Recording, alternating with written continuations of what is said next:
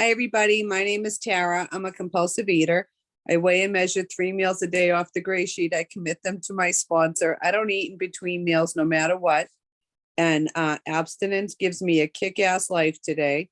My abstinence date is March 14th, 2015. So yeah, next month I'll have 8 years. 8, I guess. Yeah.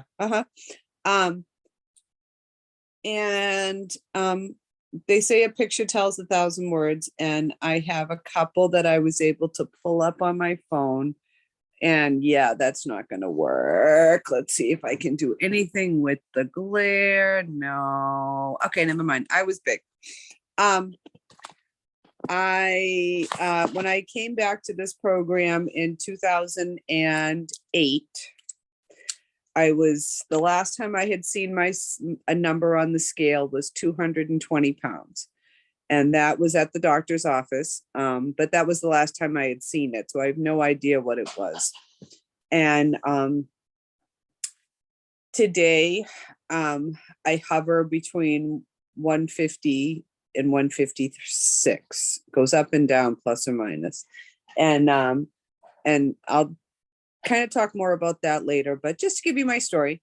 I grew up in Boston. I parked my car in Harvard, honestly. My girlfriends and I kind of have this thing, like I am from the city. So is he, but he thinks I'm from the lace curtain Irish side of town. And which is another whole ball of wax. And I'm also a somewhat proud recovering member of the Catholic Irish Alcoholics, the CIA. Alcoholism doesn't run in my family, it sprints, and it marathons at the same time. So it runs fast and it just goes everywhere, all 26.2 miles. And the way I dealt with my alcoholic family growing up was through bags and boxes. And I remember the shame and guilt. In 4th grade, we moved, and I remember Uncle Eddie and I think Uncle Stephen picked up my bed to start to move it outside, and they found my stash underneath the bed. And I was just horrified.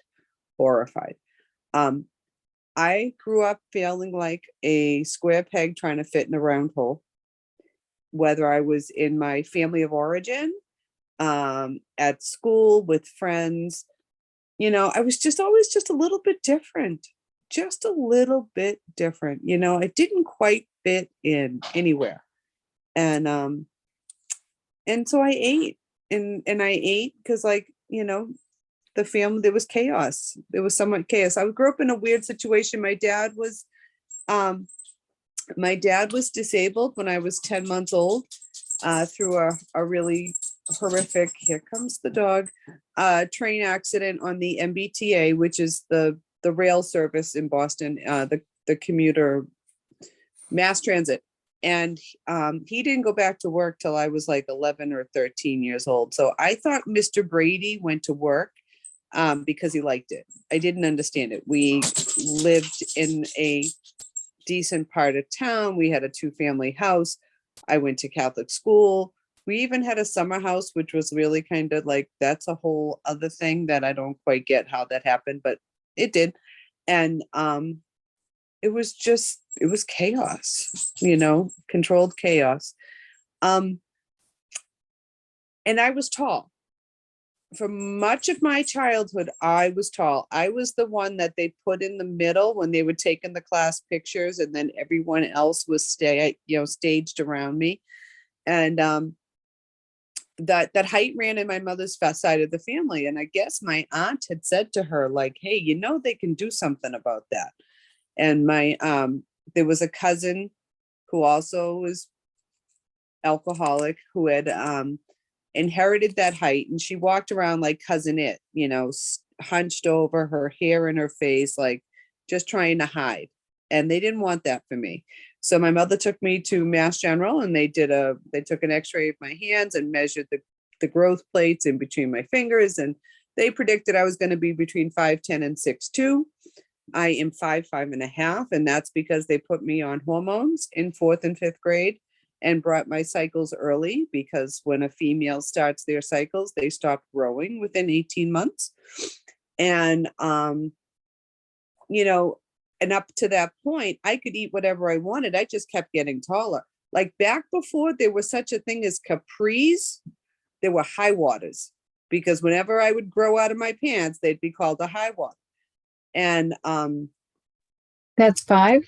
thank you very much. And so then that transitioned to, oh, now you got to watch what you're eating, because now you're going through this change and you're not going to keep going up. And I'm sorry, that just didn't calculate for me.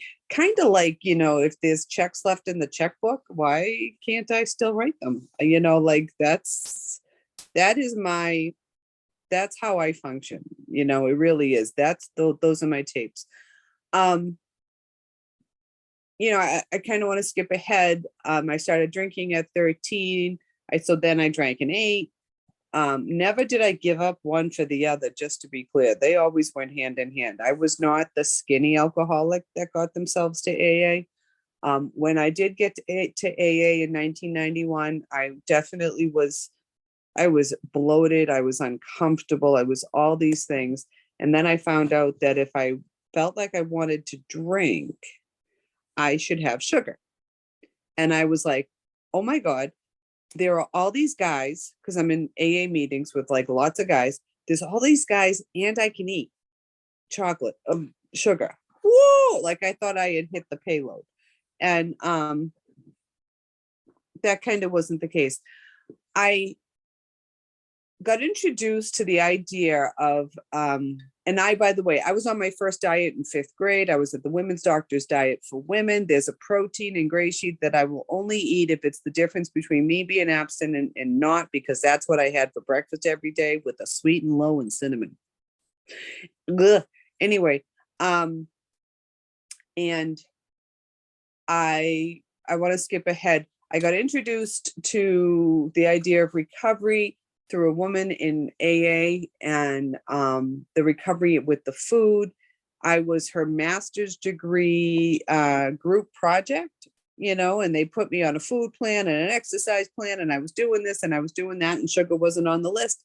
And I started feeling great, until the day I was teaching in an elementary school on the island of Oahu in Hawaii, and one of the grades was having a fundraiser, and it was selling sugar, and I bought one. And that started me off again. And I remember saying to her, I really wished I could go to a detox for sugar. I didn't know there was such a thing. Like, it really wasn't a thing that was talked about. And, you know, I absolutely had my eating on a moral issue. If I could just control it, I would be okay. You know, and I remember praying in my church, God, please let me be skinny. And it just wasn't, and it was awful.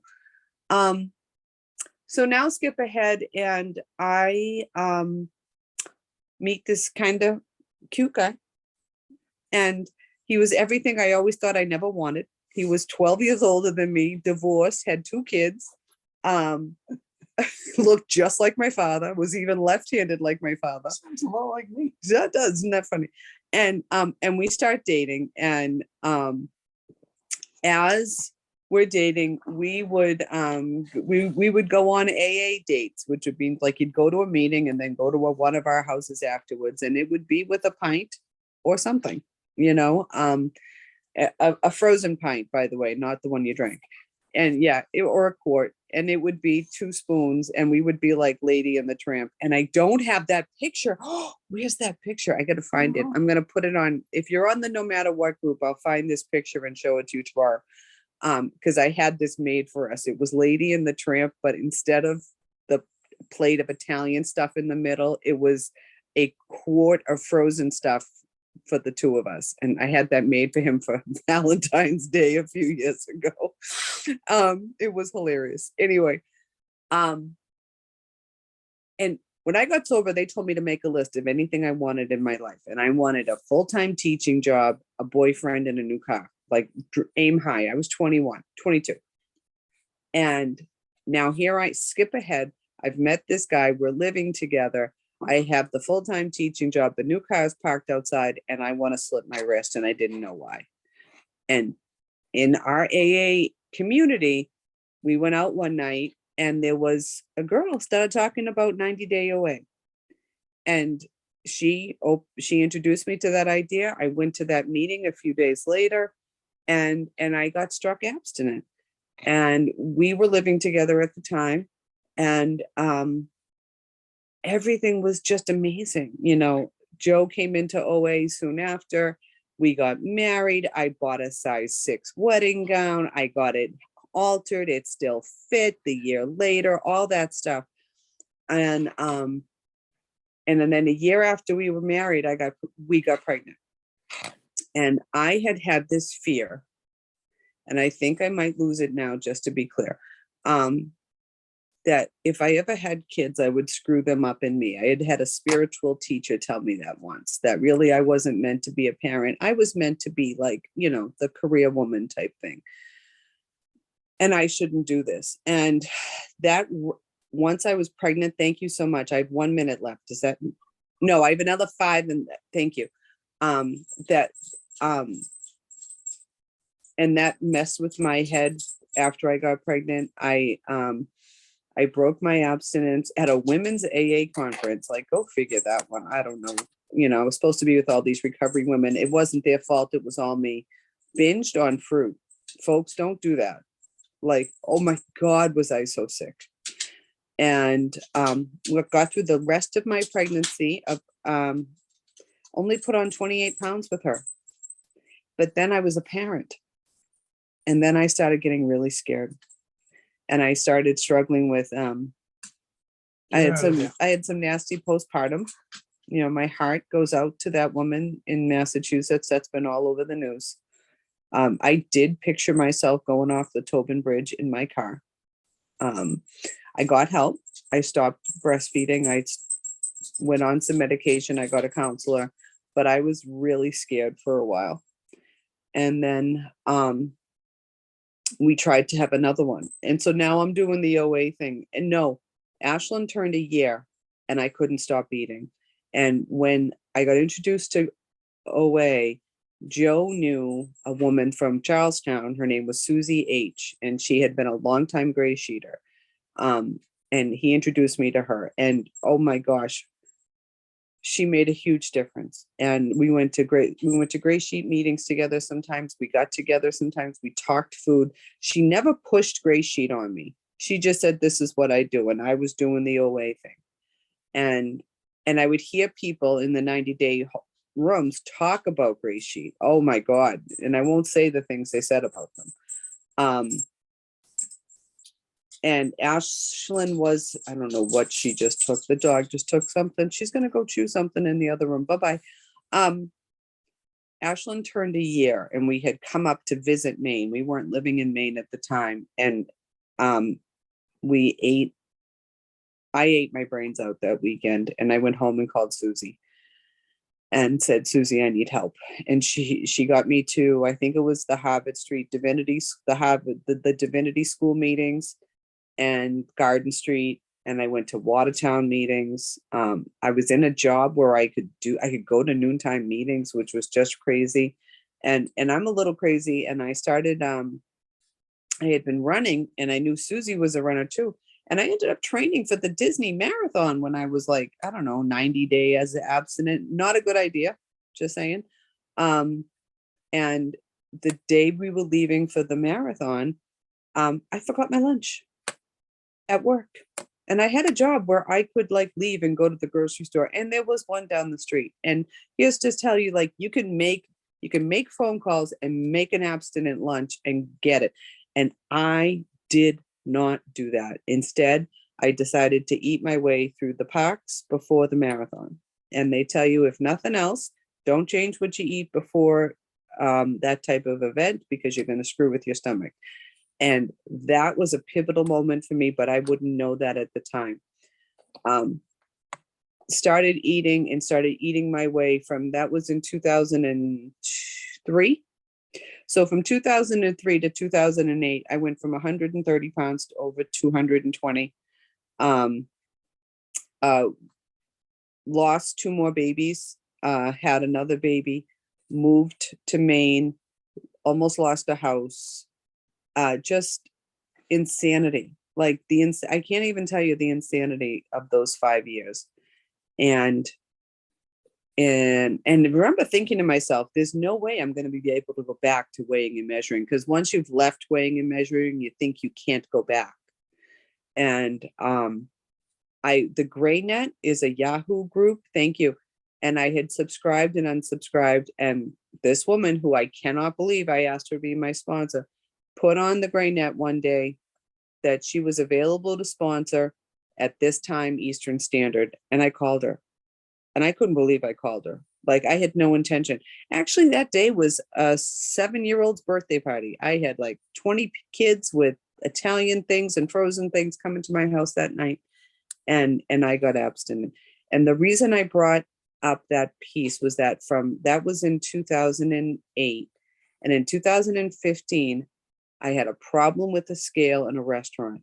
And I made a couple of phone calls, couldn't get anybody, made my daughter's dance teacher my higher power, and decided I wasn't going to embarrass myself in front of her. I was just going to eat the meal in front of me that was just not weighed. And I knew I was going back to day one. And I was in my 40s at this point. And when that happened before, I was like 35, right? Which today is young. At the time, I didn't think it was. Today, I'm thinking, like, can they even drive at 35? I don't know. And I knew I had to go back to day one. And I knew that if I put anything in my system that I haven't eaten for the last 8 years, my stomach was going to be a mess. And that's what kept me from doing that. And I haven't had an incident with a scale or with food that I haven't been able to take care of with a sponsor or someone else with 90 days. See, that's the thing, guys. Thank you so much. I see you. There's always my favorite 4 words in the big book is there is a solution. There is a way to stay gray sheet abstinent no matter what. And the reason I do that is because it keeps me sane. And I talked about the girls earlier. We have 2 girls, and then there's Joe. Both girls are graduating, and Joe is in a state of trying to figure out if he's retired or what's going to happen or that type of thing. Everyone in my life is in flux. Everyone.